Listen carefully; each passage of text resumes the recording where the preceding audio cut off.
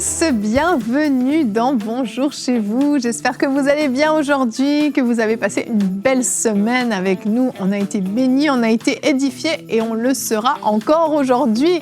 Alors on parle de la préparation au mariage et je le disais hier en fin d'émission, ce n'est pas parce que vous êtes déjà marié que cette émission ne vous concerne pas, parce qu'en réalité, on fait tout pour se préparer au mariage, mais c'est quand on est dedans qu'on comprend l'importance de bien se préparer. Il y a tellement de choses à voir, tellement de choses qu'on apprend au fur et à mesure des années. Alors, je vous invite à suivre cette émission avec attention, que vous soyez marié, célibataire, futur marié. Tout le monde est concerné. Et pour cette émission, j'ai pris 2 hommes avec moi. Donc, je serai donc la représentante féminine, Frank et le pasteur Philippe Bach. Bonjour à tous les deux. Bonjour Evelyne. Ça va bien ? Bienvenue chez vous. Merci. C'est un thème très masculin pour aujourd'hui, Evelyne. Oui. Bon, c'est un thème masculin et féminin, je pense. Oui. On avait fait une émission sur les hommes déjà. Oui, c'est vrai, ouais. Oui, là, on est sur le couple en général. Et c'est des belles thématiques. Et on a quelqu'un qui a quand même quelques années d'expérience avec nous. Effectivement, oui, mais... une petite quoi ? Allez, 5-6 années de mariage au compteur ? Un peu plus, oui. Combien vous me l'avez dit avant l'émission, j'ai oublié. Toi, tu étais... 46 années de mariage. 46. Que Dieu bénisse mon épouse encore. Hein. Vraiment, on salue Maryse, mariée, 3 enfants. Oui, également. Et 4 petits-enfants. Et 4 petits-enfants. C'est ça une famille aussi. Hein. C'est vrai. Le mariage, on commence à 2 et puis après... Ça s'agrandit. Ça s'agrandit. De façon indéterminée. Combien d'années de mariage, Frank ? 16 cette année. T'es encore plus jeune que moi dans ce domaine-là. Hein. Je suis plus jeune que toi en âge. Oui. Bien plus âgé que moi. Bien plus. Et en mariage aussi. En mariage aussi. 1 année de plus que toi. Petit frère. Mais tu as appris certaines choses dans ces années? Avec cette année de plus, j'ai beaucoup plus d'expérience que toi. Tu pourras parler plus que moi dans ce cas.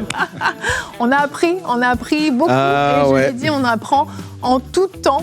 Des fois parce qu'on commet des erreurs, des fois simplement l'expérience des autres qui nous est utile, et c'est ce qu'on va tenter de faire aujourd'hui, vous transmettre un peu d'expérience et vous donner des conseils. Alors pensez à prendre des notes, c'est toujours utile. Et Pasteur Bach, je vous laisse tout de suite la parole dans notre pensée du jour.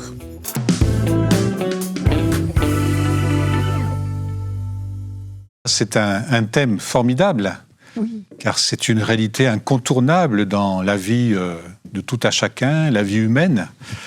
Tout le développement de l'humanité se fait au travers des couples et du mariage. Alors, j'ai choisi un texte bien connu, mais qui est essentiel. Vous vous rappelez de la première émission sur lire la Bible attentivement, observer, regarder? Eh bien, on va faire ça encore ensemble avec 1 Corinthiens 13, versets 4 à 7. Donc, vous allez le lire avec moi. Et tout en le lisant, essayez d'observer, essayez d'écouter. Il se peut qu'il y ait un mot qui rejaillisse plus qu'un autre pour les uns ou pour les autres. L'amour est patient. Il est plein de bonté. Il n'est point envieux. Il ne se vante pas. Il ne s'enfle pas d'orgueil. Ne fait rien de malhonnête. Ne cherche point son intérêt, ne s'irrite point, ne soupçonne pas le mal, ne se réjouit point de l'injustice, mais de la vérité. Et puis cette dernière affirmation, il excuse tout, il croit tout, il espère tout, il supporte tout. Vous avez lu, vous avez entendu, vous avez noté. Il faudrait l'apprendre par cœur. Mais en vérité, ce qu'il faut apprendre, c'est apprendre à aimer. Et si la pensée du jour peut être celle-ci, pour de futurs mariés, comme pour nous qui avons déjà quelques décennies de mariage, eh bien, c'est toujours d'apprendre à aimer. C'est un défi. Aimer reste toujours un défi. J'ai appris avec mon épouse dans le cours de nos années de mariage, c'est que aimer, ça s'apprend et se réajuste au fur et à mesure des saisons. Quand on est jeune marié, c'est une manière d'être. Quand on a les enfants qui viennent, c'est encore une autre manière d'être. Quand on devient adulte, qu'on voit les enfants grandir, ça change encore quand on commence à vieillir, comme nous le faisons, eh bien, on doit encore réajuster sa manière d'aimer son conjoint. Et si l'un et l'autre le fait d'une manière appropriée, le couple va tenir dans le temps, dans les saisons de la vie, dans les épreuves, dans la traversée des souffrances, des maladies et de tant d'autres choses, de bénédictions de la part du Seigneur.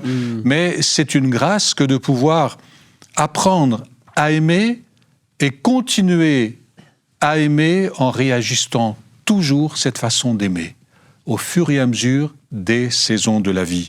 Alors vous qui allez vous engager dans le mariage, notez bien ce verbe « aimer » et apprenez à le conjuguer dans tous les temps, au présent, au futur, au plus que parfait. C'est autant de choses à apprendre et vous verrez que si on le fait, si vous le faites, eh bien vous aurez un mariage qui pourra tenir. Merci, Pasteur Bach. Ah, ce fameux verset de 1 Corinthiens 13, hein. Eh ouais. Il est dur, si on y réfléchit, à mettre en pratique. Il est très beau à lire, on l'écoute, il est beau, mais dans la pratique, il est plus difficile. Parce que la réalité, c'est que dans le couple, on a parfois des disputes, on n'a parfois pas envie d'avoir tort, on est parfois fâché, on est parfois fatigué, on est parfois irritable. Et puis on n'a pas toujours envie d'être patient, plein de bonté, et tout pardonner, croire tout, etc. Et je pense que le défi du mariage, c'est de ne pas juste fonctionner aussi avec nos envies. J'ai envie, mais aussi... Parfois, il y a une notion de devoir. Alors, pas le devoir mécanique et robotique, mais je me dois de donner le meilleur à l'autre. Je me dois de faire en sorte que l'autre soit heureux, soit épanoui, et je me donne à l'autre. Quand j'ai eu la joie de préparer des jeunes au mariage, une des pensées fortes que je dis à chacun, que j'ai dit à chacun et chacune, c'est que le mariage, c'est la mort de l'égoïsme. C'est très vrai. On ne vit plus pour soi-même, mais on apprend à vivre pour l'autre. Et après, pour les enfants que Dieu nous donne par sa grâce.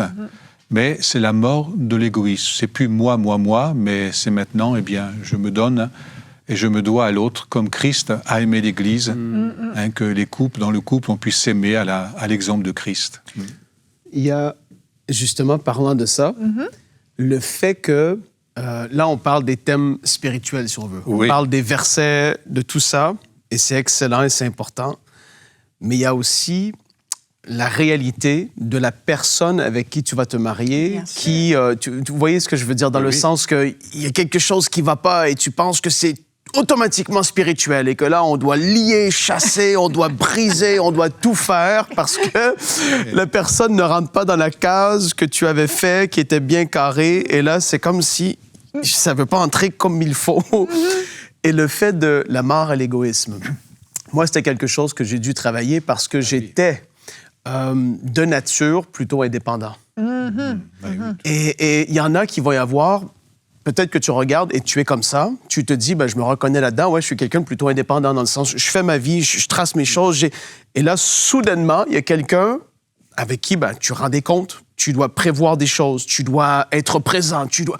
Et ça, là, c'est pour ça que je le ramène à dire, c'est pas forcément juste une question de spirituel qu'il faut que par la prière tu changes. Non, il y a un effort concret qui doit être fait pour que, voilà, je comprends que maintenant je suis plus seul. Et la mort à l'égoïsme, ça c'est une phrase qui est majeure pour tous ceux qui regardent, mariés ou pas encore, mais mariés aussi, parce qu'il y en a beaucoup qui ont des problèmes et ça vient pas juste du diable. C'est parce que justement, il n'y a pas eu encore cette mort à l'égoïsme qui fait que je me considère juste moi, et j'oublie qu'il y en a d'autres. Et quand les enfants arrivent, et si c'est pas moyennement déjà ajusté, c'est dur, ça tire. Là, ça se multiplie. Ça tire.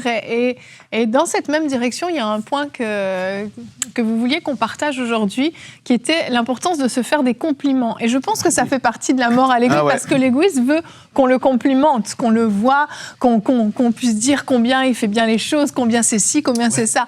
Mais faire des compliments aux autres, c'est plus difficile, ça. C'est pas évident. Et le premier, en tant qu'homme, on ne sait pas facilement le faire. Et une épouse attend des compliments. Alors, elle écoute certainement mon épouse. Elle n'en a pas toujours eu autant qu'elle en aurait souhaité. Mais j'ai pris conscience, et on prend conscience que c'est vraiment nécessaire. Valoriser l'autre, valoriser aussi les enfants quand il y en a, oui.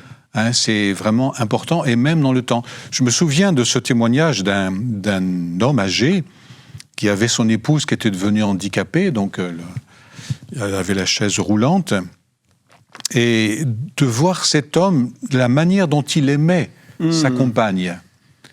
C'est lui qui voulait, et il voulait toujours s'en occuper comme avant. Bien sûr, il y avait tous les services nécessaires, mais quand il le pouvait, c'est lui qui agissait, c'est lui qui le faisait.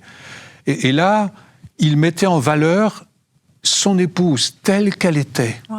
Et je crois que ça valorise un couple et ça donne de la durée à un couple. Vraiment. Alors, faites des compliments, mieux que j'en ai pu faire. Et Franck et Evelyne, faites des compliments. Même les maris ont besoin de compliments. Oui. Qu'est-ce que tu en penses, Franck? Oui, je suis d'accord. Je suis d'accord. Et qu'est-ce que j'ai apprécié aussi du début de la pensée, qu'est-ce que vous avez partagé, Pasteur Bach, c'est le fait d'apprendre à aimer. Ouais. Beaucoup ressentent l'amour, mais c'est plus qu'un ressenti. Vous voyez ce que je veux dire? Oui, oui. Tu aimes la personne. C'est une volonté. Mais là, c'est l'action d'aimer. Comment est-ce que je vais aimer cette personne qui a des désirs, des besoins et aussi un passé? Oui. Parce qu'elle n'a pas eu ce qu'elle a peut-être... Vas-y, Evelyne, excuse. Oui, non, ben, ce que je voulais dire, c'est et comment l'autre personne va le ressentir et va se sentir aimée. Ouais. Parce que c'est bien gentil de dire « Non, mais moi, je t'aime. Ouais. » Et puis, je te démontre mon amour de cette manière-là. Mais on en a souvent parlé des langages de l'amour, mais c'est un vrai sujet dans les couples. C'est, moi, je te démontre mon amour en te rendant des services, par exemple. Mais l'autre, ce qu'elle a besoin, ou ce qu'il a besoin, ce sont des paroles valorisantes. Voilà. Et les compliments dont on parlait tout à l'heure. Et là, on se retrouve avec un qui pense dire « je t'aime » et l'autre qui n'entend pas les « je t'aime ». Et ça, c'est hyper important. Connaître comment on fonctionne. Moi, j'ai pris des années à comprendre de quoi est-ce que j'ai besoin. Comment est-ce que nos conjoints peuvent avoir le mode d'emploi de comment on fonctionne si nous-mêmes, on ne le sait pas. Prendre le temps de s'arrêter, de se dire de quoi j'ai besoin. Comment j'aime qu'on me dise je t'aime. Comment je me sens aimée. Comment je me sens valorisée. Comment je me sens bien. Comment je me sens réellement aidée et soulagée même au quotidien. Comment je me sens homme pour les hommes.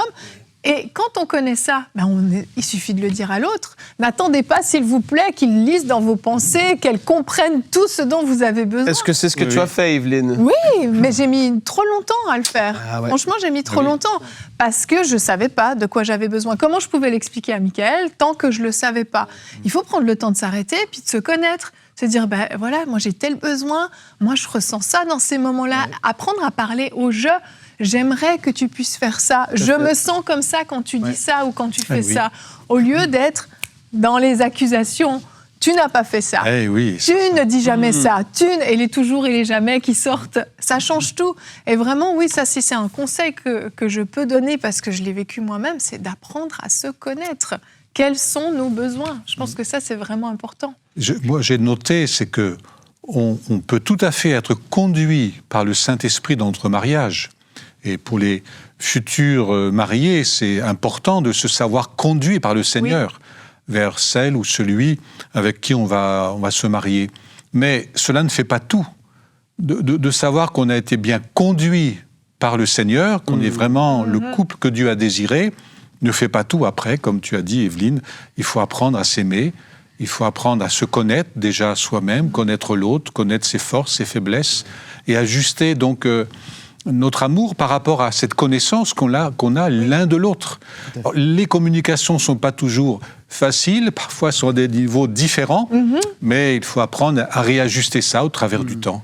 Ça, mais encore une fois, cette mort à l'égoïsme revient, parce que ma façon de communiquer n'est peut-être pas la même que la tienne.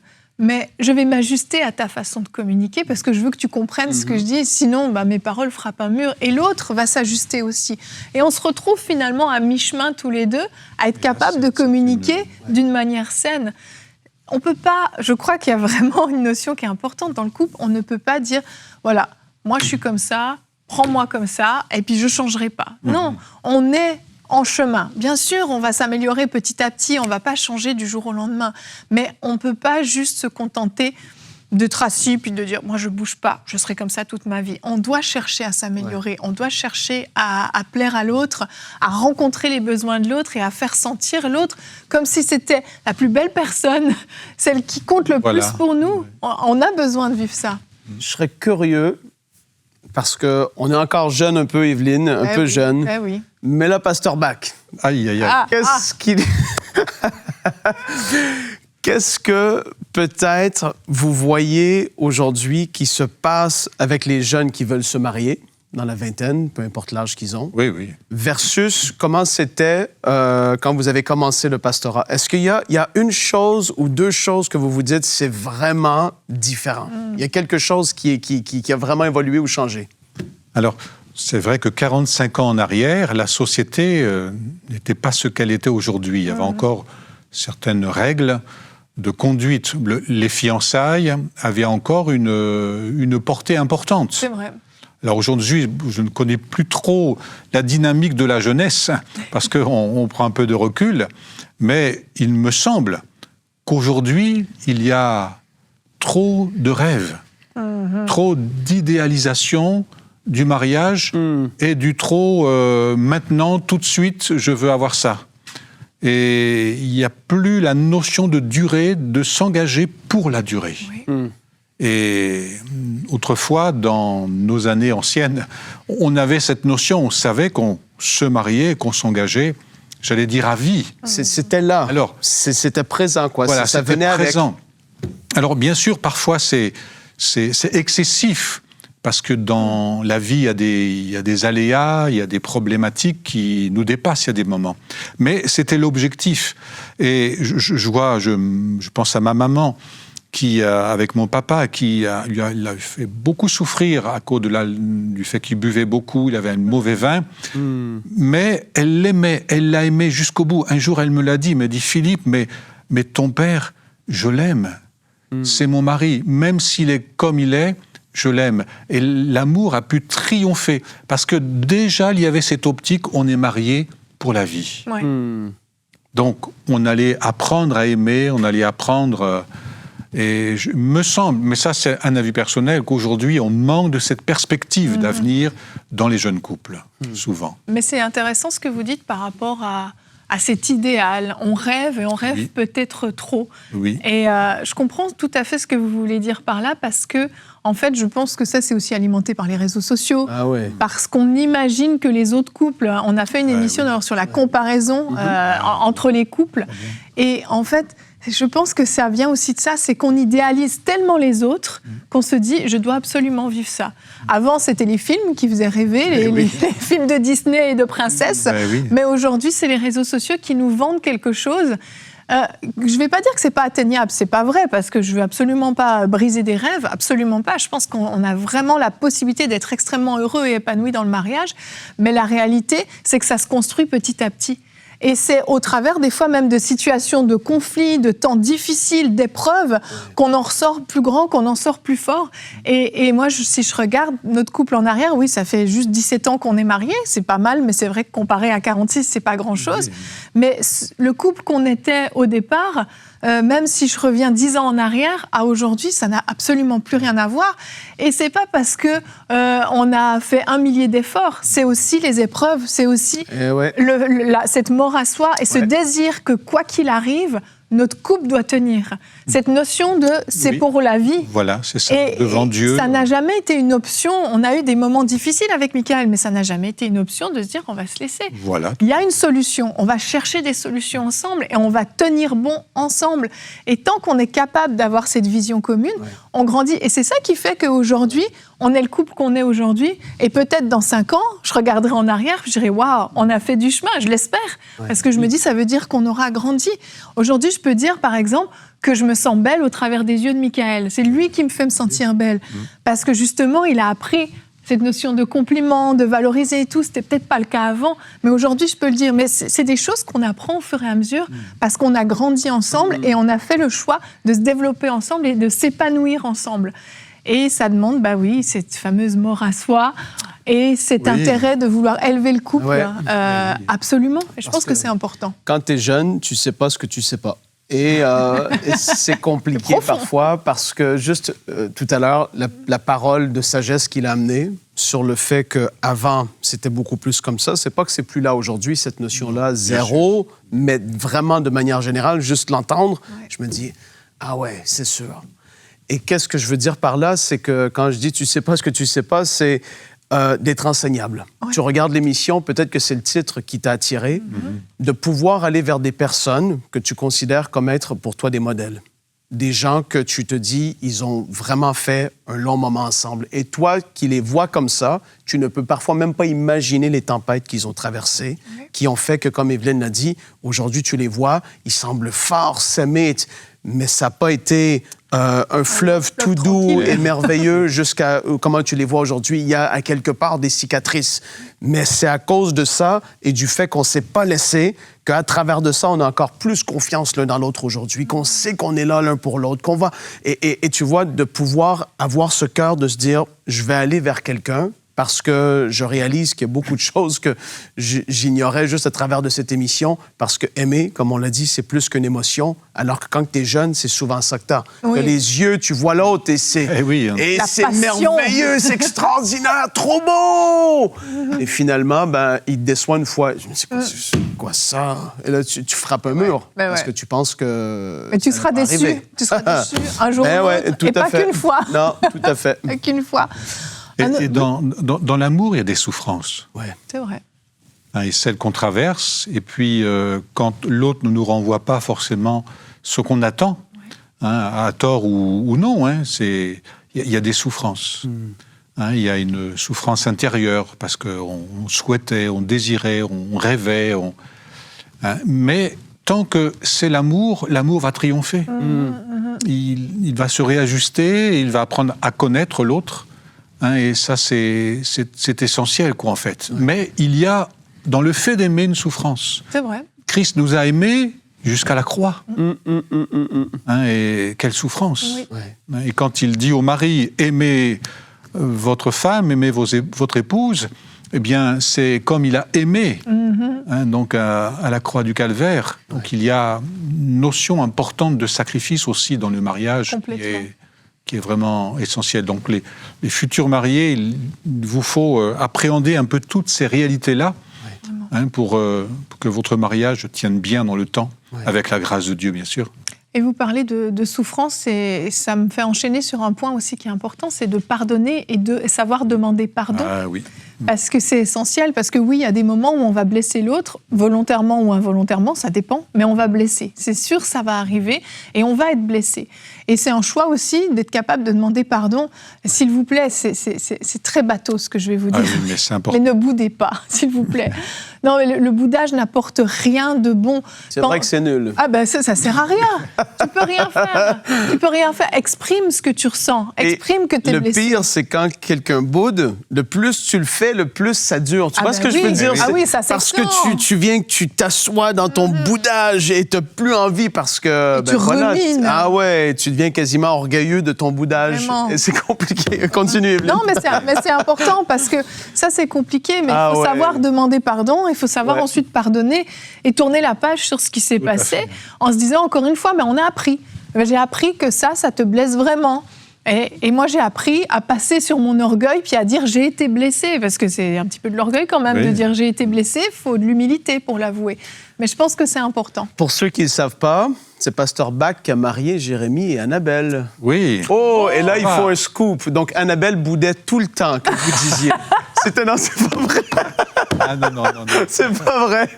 C'est terrible. Ah oui, non, mais c'est vrai, par contre. C'est vrai que c'est vous qui les avez mariés. De voir que le couple a tenu jusqu'à là aujourd'hui et va tenir longtemps, c'est beau, quoi. Parce que c'était mal parti. Hein. Oh non. On plaisante. On rit, c'est ça. Non, un dernier point peut-être avec le temps qui nous reste, mais je voulais parler un petit peu de la belle famille, parce que ça peut être vraiment une source de conflit, et il faut le savoir. Et donc j'ai un verset, parce que Frank il aime beaucoup les versets originaux. Sur la belle famille. Ephésiens 5 au verset 31. C'est pourquoi l'homme quittera son père et sa mère, s'attachera à sa femme, et les deux ne feront qu'un. Et l'homme, mais j'ai envie de le mettre aussi au féminin, c'est que parfois, on n'a pas coupé le cordon avec papa et maman. Eh oui. Et il y en a peut-être un des deux qui est toujours présent au milieu du couple. C'est comme si c'était un couple à trois, finalement. Il y a belle-maman qui est toujours là, ou beau-papa, parfois, ça dépend. Et il faut savoir aussi couper le cordon, parce qu'on ne peut pas toujours laisser la place aux autres. Ne font qu'un, mais avec la belle famille, on ne fait pas un. On s'attache à la belle famille, bien sûr, ça devient notre famille.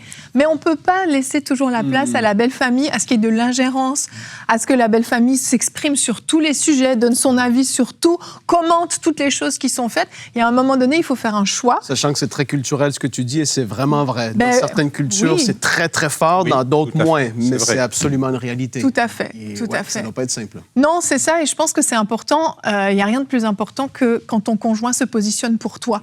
Et de dire, là, stop. Et à partir de ce moment-là, moi, je choisis de te soutenir. Même si mes parents, peut-être, ne sont pas d'accord, la belle famille n'est pas d'accord, je choisis de te soutenir. Puis ensemble, on va trouver des solutions. Un point de discussion serait si la fille voit que le garçon, avec sa famille, n'est pas le même. Là, il faut se dire, OK, attends un peu. Je t'ai vu hier soir, tu n'étais pas le même, qu'est-ce qui s'est passé? Je veux savoir qu'est-ce qui se passe. C'est vrai. Parce que si c'est là, ça va juste être encore là, ou peut-être pire dans le quand que ça va être fait après la nuit de noces. Après la nuit de noces, surtout.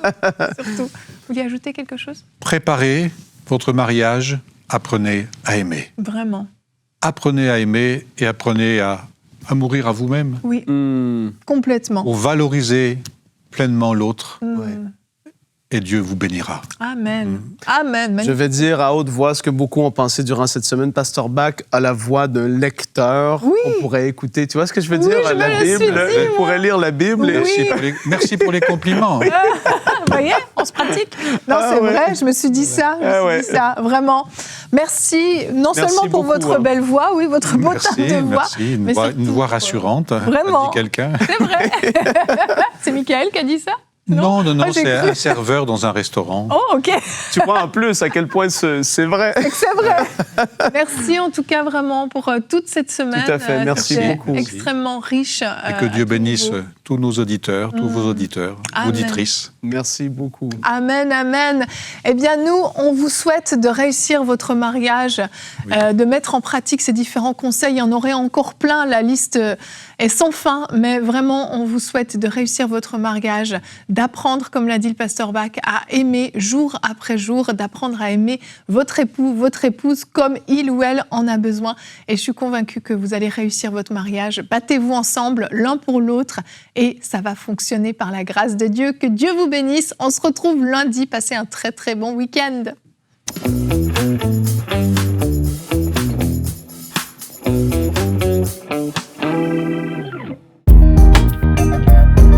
Merci à tous nos précieux partenaires, grâce auxquels cette émission a pu être réalisée.